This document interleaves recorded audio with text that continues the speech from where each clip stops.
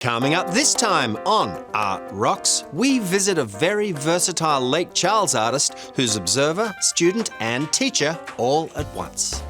Tease apart the tangled web of a weaver's work, gain deeper appreciation for one of jazz legends' love of music.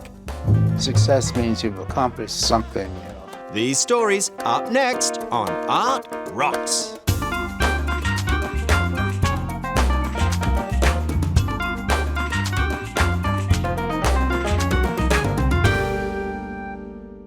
West Baton Rouge Museum is proud to provide local support for this program on LPB, offering diverse exhibitions throughout the year and programs that showcase art, history, music, and more.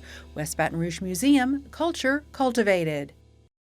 Art Rocks is made possible by the Foundation for Excellence in Louisiana Public Broadcasting and by viewers like you. Hello, thank you for joining us for another Art Rocks with me, James Fox Smith from Country Roads Magazine.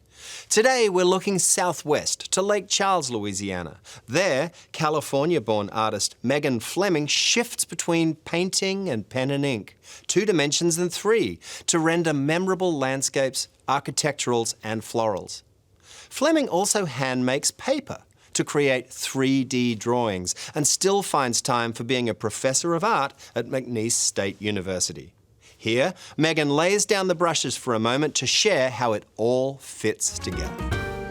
I grew up in Southern California and also upstate New York, and those were very, what I would call vertical landscapes. There were the cliffs leading down to the ocean in Southern California, and in upstate New York, we had the Catskill Mountains that we looked at over the Hudson River, and they're very vertical. And so coming down here, the first time that we drove down to the Gulf, it was so flat, it was so expansive, and I thought how much I really wanted to paint that landscape because I didn't know how to paint it. I like a problem to solve.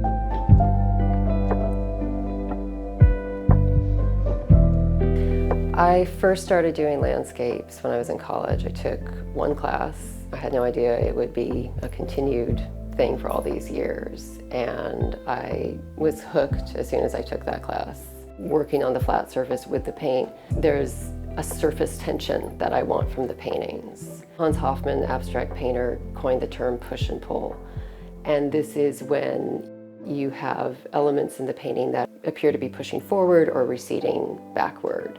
While I might be creating a depth of field to get a sense of the landscape, I'm always thinking about that surface tension. Maybe there's something that I can pull forward that is in the back because I want you to travel over the surface of the painting. I don't want it to just be a pictorial representation. Depth of field is one of those fun things to play with. It's a rule in art with atmospheric perspective where you're going to have more texture, clarity, detail in the foreground, and as things recede, you're going to have less of that in the background. I do love a dramatic sky because I know that the light is going to shift, but also when you're painting such an expansive landscape, if you have a really dramatic sky, it creates that push-pull. Without any verticals, I can rely on a cloud to push that space forward, even if the landscape is receding back.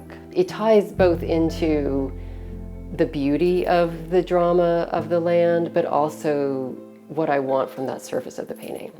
With grasses, you always have that choice. Do you get really detailed, or do you suggest that this is a clump of grass? And that's the beauty of paint, is that you can do a lot. With one brush mark, you can suggest an entire field or a person or a structure. So I do a lot of suggesting, but then I will also, I like to think of it as more specificity than detail. There are certain areas that I need to make really specific so that you can feel that texture of the grasses, and that you know that that texture is different than water texture or sky texture. This painting is called Passing Sabine Refuge. It has to do with that expansive space and particularly the light. I love a cloudy sky. I know I can't anchor that cloud in any one particular spot, it's going to move. But cloudy skies also have a way of revealing various light patterns. One of the things I'm drawn to in that expansive landscape is looking for maybe a strip of light that occurs in the background. and the clouds are casting shadows somewhere else, and then the light is falling. And it's, again, that dynamic of light and dark that I find so interesting. It just reveals the beauty of the landscape. As I got deeper into the practice of painting landscapes, I just naturally became interested in painting in the environmental issues. You can't really miss those issues. I think about that term, man and nature. It tends to separate the two, but I see them as together. Humans are a part of nature, and so I think about the way that we are connected to the land.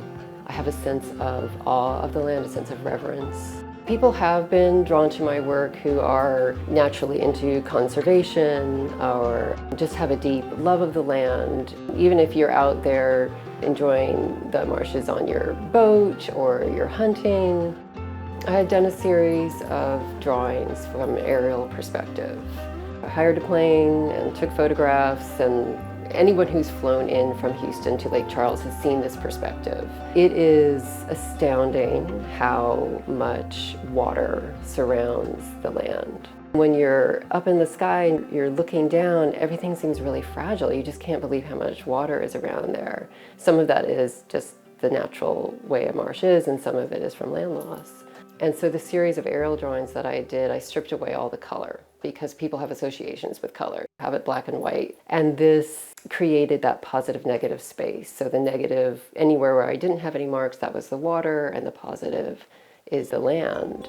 It's pretty clear there's either land or there's not. I think when you see it from that perspective, maybe it just brings a little bit more awareness. I wanted to paint flowers that had a big mass to it, and so I got the hydrangeas. And then as soon as I started looking at them, I saw that they had all these little tiny flowers. I worked with the mass of the whole form first, and then started to work with the darker values to push in underneath the little flowers and then to pull out the light on top of them. So I'm always looking at that relationship between dark and light, or the color, how I can articulate something without describing every single leaf. It goes back to that suggestion of the same with the marsh grasses. How can I suggest that within this ball of the hydrangea, there are also smaller elements in it? I'm always looking at that relationship of color and light and tone. I tell my students all the time, painting is the language of color and light. So that's ultimately what I'm thinking of all the time in the studio. Those patches of paint that are next to each other, the color, the light, the tone, and how they are going to harmonize with each other. I do like to have architecture in there because it brings that push and pull right up to the surface. The paintings that have houses in them tend to be places that I know. So it might be from my backyard or around my neighborhood or a family's house. They're more intimate spaces.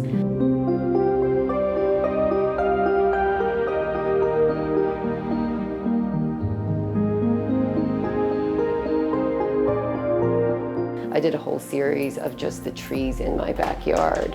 And for anyone else, they could have looked like trees anywhere, but they were trees that I was deeply familiar with, the way that the branches crisscrossed over and the density of the foliage. There is a method of working with handmade paper that is called pulp painting. And so there are people that make very descriptive, highly detailed pulp paintings. They look like painting with pigment. I like that method of handmade paper, but I've only done handmade paper for about the past 10 years. So with a new medium, I wanted to work with it completely differently. So three-dimensionally, and I think of them as three-dimensional drawings. So this work with handmade paper is called tidal patterns, and so I'm thinking about the ebb and flow of the tides. Having grown up in Southern California, I feel very connected to the ocean, having the Gulf pretty close by here. I'm always thinking about the tide coming in and coming out. So we have a maybe coming in, going out, coming in, and that movement that you'll see in nature. And so I don't think of this as a landscape, but more like a gestural three-dimensional drawing where you get that movement that happens. Being able to have a studio and to paint, and being able to teach painting and drawing and paper making, they talk to each other. When I'm in the studio and I'm working, I'm also thinking about how can I bring this back to the classroom? And things that come up in the classroom, my students inspire me all the time. So they might say something or do something or ask a question that I then bring back to the studio. It's such an amazing career to have. It's not always easy. Ultimately, you want your students to find their own personal expression. You don't want them to paint like you. You want them to find their way in the world, and that's such a rewarding experience.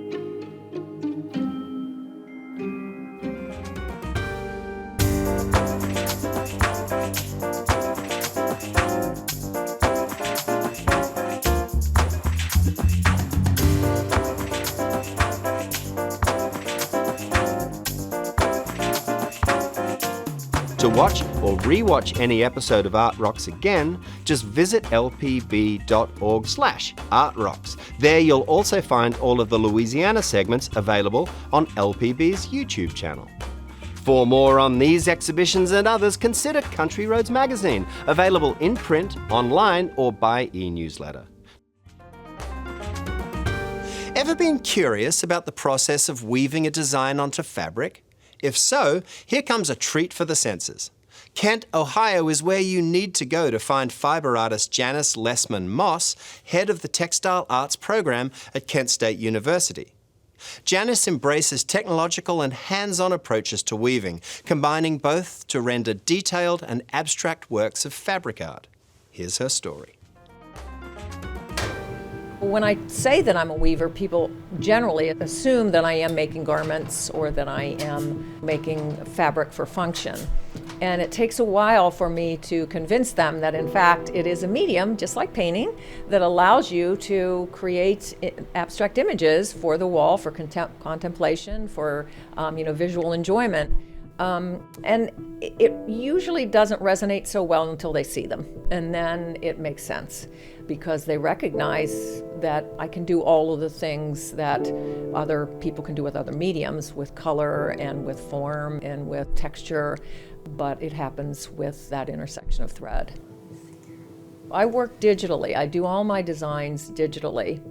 And I am interested in the mathematical aspects of working with geometric forms and the count of threads in both directions. I like that right brain, left brain kind of intersection that weaving allows. They allude to my interest in walking, and walking is a very linear movement, and weaving is a very linear process. Walking allows you to kind of move forward, but also to kind of linger. It's a slow movement. Weaving is a slow process. I always call it a slow art. It's a very slow art. And when I am designing, I'm actually thinking of that same notion of movement, kind of following a path. So I create a path on a template of circles within squares, and I create these paths, and those paths end up being the contours or the outlines of shapes, and they create, sometimes they're just lines, and sometimes they establish shapes, and I put other patterns within those shapes. So everything kind of builds in that same systematic way, in the kind of ordered way, and yet deviates from any kind of real plan. It's just that it is ordered because of the nature of the structure. Once I've done the design, the weaving process itself is really following through on that plan. I feed it to the loom, and then the loom reads it, and then I press a button, and the threads are raised according to what I have programmed. However, it's like an architect. You have some design, you can visualize, and you can see from your design, this is what's going to happen. What actually happens is sometimes different. And the whole experience of coming in contact with this material and having it grow before your very eyes is amazing.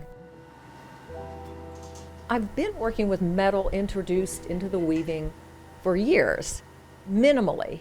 Work that I did in the spring of 2020, at the beginning of the pandemic, I started to put more and more metal into the weaving, which adds an element of shine. And I felt, in thinking about it, that it was this attempt to kind of create a sense of hope just have some little bright spots in my weaving.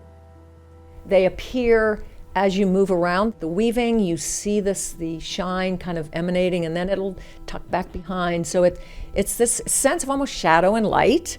And I like that kind of surprise, that mystery.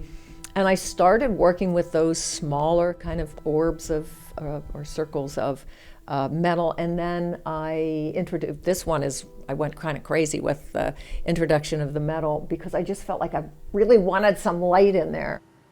And I really love in this piece, they almost look like little trails of like slug trails, that kind of a wet trail that is illuminated depending on what the lighting is like. And I love that it's so imperfect that it has that sense of organic movement that is more like nature.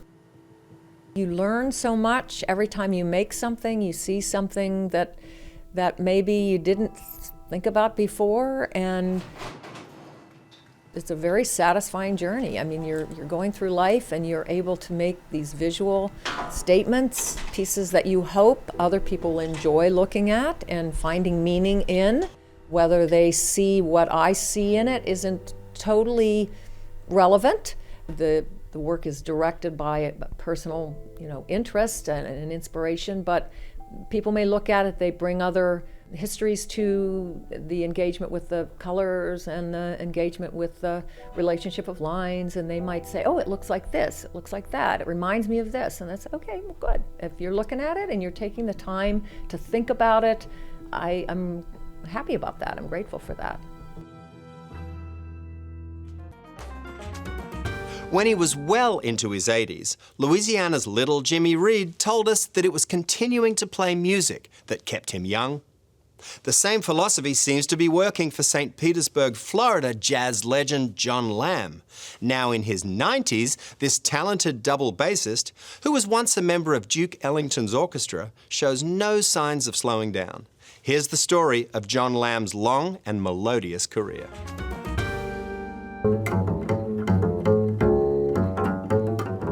How did I get interested in music? Oh yeah, we had to go to church. And all the ladies and men were involved in singing every Sunday, and I was a kid sitting on the second row. And I learned from that how to get into the music and feel, I think. That's where it started. So after high school, I went into the military.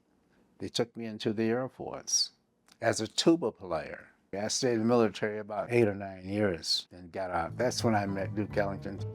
John was a wonderful player and got recruited in the 60s to play for Duke Ellington. And he kind of thought Duke was a little bit over the hill at that point. He was more interested in Miles Davis. His wife said, take that gig. And it turned out to be the greatest gig of his life. They toured all over the world. They won Grammys.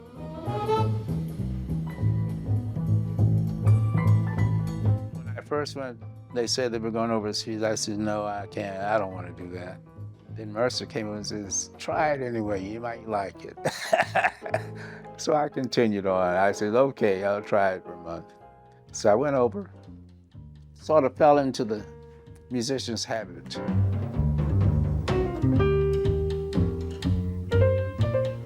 He and Buster Cooper, who was a trombone player with Ellington at that same time, Buster moved here in St. Petersburg, and John and his wife followed. They were educators. John, in particular, I know, mentored a lot of the young jazz talent that we have here, and he continues to do that.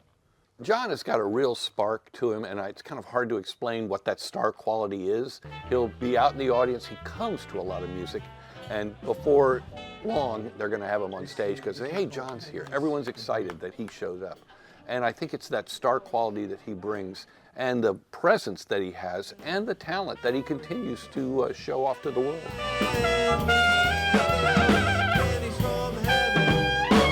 Well, I've known John for the better part of nearly 40 years. I took bass lessons when I got out of high school from him originally. That's how I met him. But over the years, we've worked together on the music scene, and musically, he's always been a huge inspiration.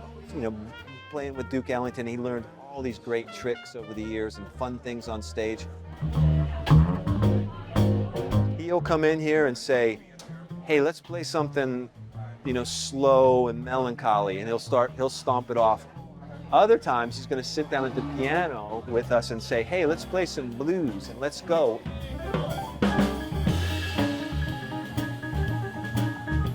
Everyone loves to play with John because they never know, like I said, what to expect. He can take that song and push it a certain way and make a singer or a trumpet player or whatever kind of follow his lead, and it's a fun time to watch that happen.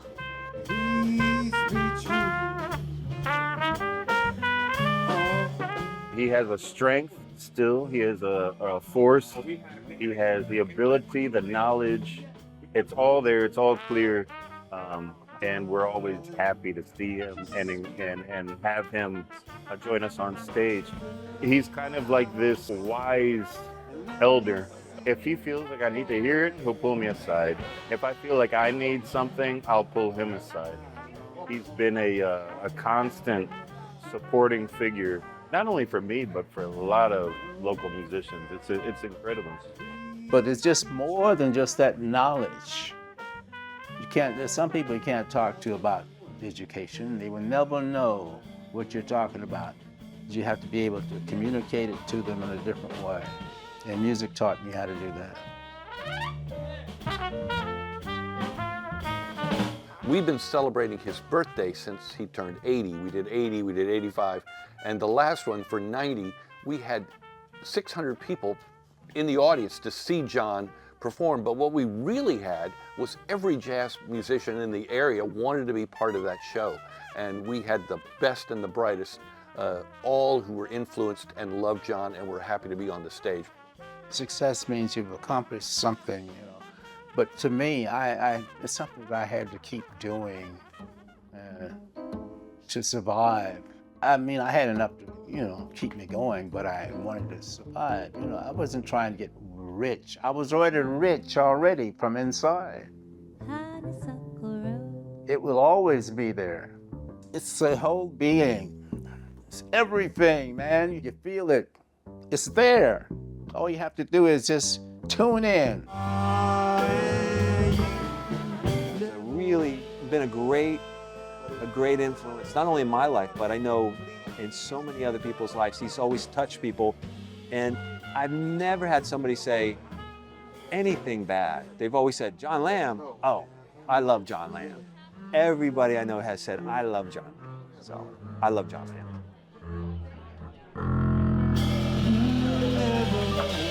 John's impact on this community is not that hard to measure. It's in every jazz performer that I know of. He's inside them because he's inspired them. And you're going to feel his legacy for decades to come because all these guys have learned from him and they're going to take that out into the world.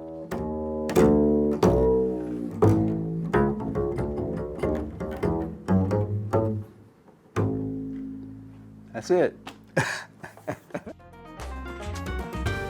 Lots of artists look to specific places to find inspiration. The sculptor John Martini discovered the landscapes, the atmosphere, and the community he needs to keep his creative juices flowing in Key West, Florida. So let's sail away and visit John in his studio. My name is John Martini. I'm a sculptor and printmaker. I've been in Key West since 1976. I've been working in this studio since about 1983. There's a really tight community. People are really supportive. When I first got here, there was two galleries, and there was an influx of hippies and big gay input at that time. And they kind of began to rebuild Key West in a really nice way with lots of small business, locally owned businesses. They liked to go on the water, the restaurants, the bars. When AIDS hit, we were hit really, really hard. The arts community, especially, we lost so many good artists, and have never really recovered from that. The work is sort of not traditionally dimensional in terms of sculpture, but I feel like that the color and the edges create a sense of volume and also a sense of kind of timelessness. I try to make the work look like you can't place it in time, that it's been there, or it was there before, and it'll be there after. And also, I've begun to make prints, which I love to do, and it's always monoprints, and it's very, very immediate process, and it finishes. I was never much of a painter because I was always full of regrets. So a monoprint is finished, and it's a surprise. You pull the print off the press, and you have what you have, and you're really not sure what you're going to get. And it's real immediate, and it's real fast, as opposed to, my work now is pretty much done when the sketch is decided upon. I just kind of scale it up, and there's not much change in the pieces in the process. Any changes are done in the sketches. So the monoprints are really direct, which is what I would prefer. Which I really gives me pleasure, as it were, to pull something from wherever it comes from. I don't know.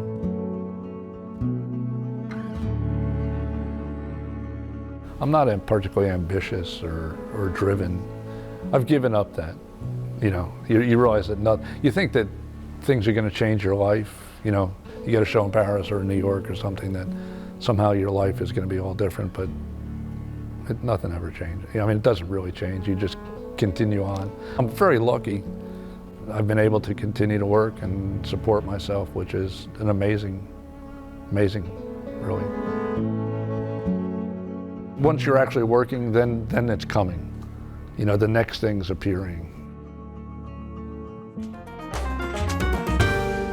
That is that for this edition of Art Rocks. But never mind, because more episodes of the show are always available at lpb.org/artrocks. And if you love stories like these, consider Country Roads. The magazine makes a vital guide for learning what's taking shape in Louisiana's cultural life all across the state. Until next week, I've been James Fox Smith, and thank you for watching. West Baton Rouge Museum is proud to provide local support for this program on LPB, offering diverse exhibitions throughout the year and programs that showcase art, history, music, and more. West Baton Rouge Museum, culture cultivated. Art Rocks is made possible by the Foundation for Excellence in Louisiana Public Broadcasting and by viewers like you.